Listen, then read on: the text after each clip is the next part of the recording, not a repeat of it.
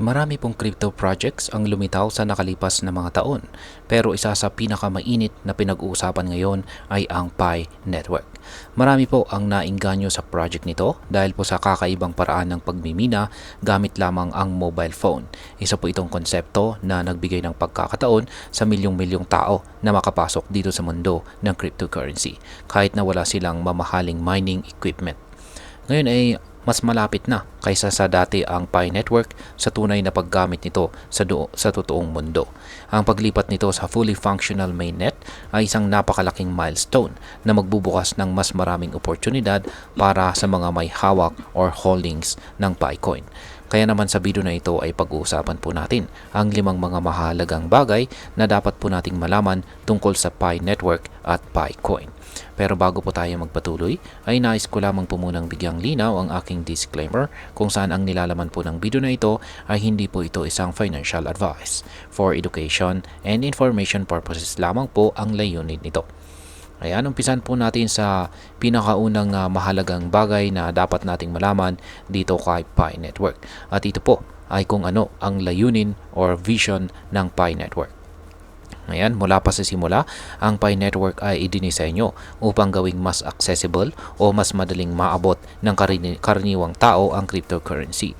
Kung ikukumpara po kay Bitcoin at iba pang mga traditional na crypto na nangangailangan ng mataas na computing power sa pagmimina, ang Picoin ay maaring mamina gamit lamang ang isang mobile application sa pamamagitan po ng isang energy efficient na proseso gamit ang Stellar Consensus Protocol or SCP.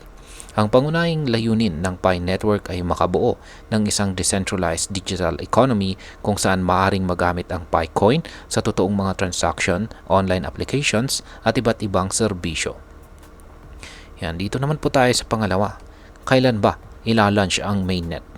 Ayan, at ngayon po yan, February 20, 2025. Matagal na pong inaabangan ang paglipat ng Pi Network mula sa closed network nito patungo sa open mainnet. At sa wakas ay may tiyak na petsa na tayo ngayon. Ang opisyal po na mainnet launch ay nakatakda at ito kung saan ay magaganap po ito sa February 20, 2025. Alas 8 po ng umaga, UTC time po yan. Kaya ayan, kapag ganap ng bukas ang mainnet, magkakaroon na po ng kakayahan ang mga user na makipagtransaksyon hindi lamang po sa loob ng Pi ecosystem, kundi pati na rin sa labas nito. Magiging posible rin ang pag-trade ng Picoin sa mga cryptocurrency exchanges, pati na rin ang paggamit nito sa pagbili ng iba't ibang produkto at saka serbisyo. Pangatlo, ano naman ang KYC at bakit po ito mahalaga? Yan, upang makasali sa open mainnet, kailangan pong kumpletuhin ng mga user ang Know Your Customer or KYC verification. Mahalaga po ito upang matiyak na tunay ang mga account at maiwasan ang mga bots o peking accounts na maaari pong makaapekto sa integridad ng network. Magandang balita, ang deadline para sa KYC at saka mainnet migration ay ito po ay hanggang sa February 28, 2025. Kaya kung hindi mo pa ito nagagawa, ngayon na ang tamang panahon para magpa-verify. Sa kasalukuyan ay nasa 10 million na accounts na ang matagumpay na migrate sa mainnet. Pero para sa mga hindi makakapag-KYC, may malaki pong epekto ito tulad ng hindi nila malilipat ang kanilang namina na Pi papunta sa mainnet. Hindi na rin sila makakasali sa mga mas malawak na ecosystem ng Pi. At maaari po nilang mawala ang kanilang naipong Picoin kung hindi po nila matatapos ang verification. Kaya yan, pang-apat ay magiging available na ang Picoin sa mga crypto exchanges. Sa pagbubukas ng open mainnet, isa sa pinaka-aabangan ng marami ay ang listing po ng Picoin sa mga major crypto exchanges. Ilang exchanges po tulad ng HTX, Gate.io at saka Bitget ang nag-announce na ililista nila ang Picoin sa mismong araw ng February 20, 2025 at ngayon po yan. Samantala, si Binance naman ay nagsimula ng isang community vote kung dapat ba nilang isama ang Picoin sa kanilang platform. Malaking bagay po ito dahil kung maisasama ang Pi dito kay Binance, mas lalong lalaki ang demand nito. Gayunpaman ay hindi pa tiyak kung kailan magiging opisyal ang exchange listing dahil ito ay depende po sa iba't ibang bagay tulad po ng mga approved regulations, patakaran po ng Pi Network at demand mula sa market. Yan, ang panghuli or panglima ay ang kahalagahan ng Pi ecosystem at saka adoption.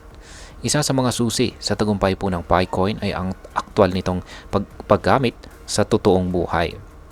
Yan, or real world use case. Kaya naman ay kasalukuyang nagtatrabaho ang Pi Network team upang mapalawak ang ecosystem nito. Ang layunin ay gamitin ang PiCoin sa pagbili ng mga product, services at maging sa mga online applications. Sa kasalukuyan ay mayroong 20 na mainnet applications na active sa Pi ecosystem kung saan ay nag-aalok po ng iba't ibang serbisyo para sa mga users. Habang dumarami po ang mga negosyo at saka applications na gumagamit ng Pi, mas lalo po nitong pinapalakas ang demand at halaga ng PiCoin. At ayan, ngayon ay ano naman ang maaaring maging epekto nito para sa atin bilang mga Pinoy crypto traders at investors na interesado rito kay Pi Network. Ayan, para sa atin, ito po ay isang malaking hakbang papunta sa tunay na mass adoption at saka mass adoption po ng cryptocurrency. Kapag naging matagumpay po ang mainnet launch, maaaring lumakas ang halaga ng PiCoin na magiging benepisyo sa mga unang nagmina ng Pi. Para naman sa mga baguhan, ito po ang tamang oras upang kumpletuhin ang KYC upang ma-access ang full potential ng ating PiCoin. Alamin po ang tamang paraan ng paggamit at pag-trade ng Pi sa mga legit exchanges at maging updated sa mga bagong developments at maging maingat sa mga scam na maaari pong lumabas. At ayan, bilang panghuli ay ano naman ang aking masasabi tungkol dito. Sa kabila po ng maraming kontrobersiya at pangamba tungkol sa hinaharap ng PiCoin, hindi po maitatanggi na malayo na ang narating nito mula sa simpleng mobile mining concept hanggang sa malapit na nitong mainnet launch. Ang magiging tagumpay nito ay nakasalalay po sa adoption, regulatory compliance at demand mula sa market. Kung ikaw po ay isang Pi miner, tiyakin mong updated ka sa mga developments, kumpletuhin ang iyong KYC at samantalahin ang mga bagong oportunidad. Dahil sa mabilis na pagbabago dito sa mundo ng crypto, mahalaga po ang pagiging maingat at well-informed sa bawat hakbang. At ayan, hanggang dito na lamang po tayo sa video na ito mga ka-crypto. Sana po ay inyong nagustuhan ang aking paliwanag sa video na ito. Kung inyo po itong nagustuhan, pakiclick lamang po ang like button nito. Marami pong salamat sa panonood. Ingat po tayo lagi at God bless po sa ating lahat.